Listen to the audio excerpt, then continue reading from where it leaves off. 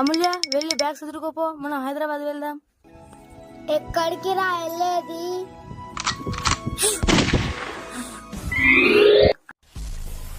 అమూల్య అమూల్య ఏమైంది?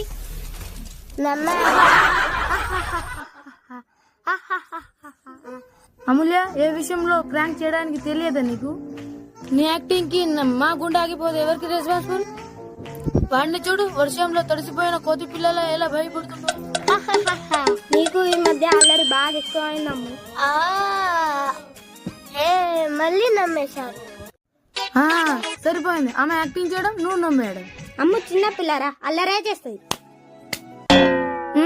ఇలాగే నమ్ముతా ఉండు, ఏదో ఒక రోజు బాంబు వెళ్తుంది.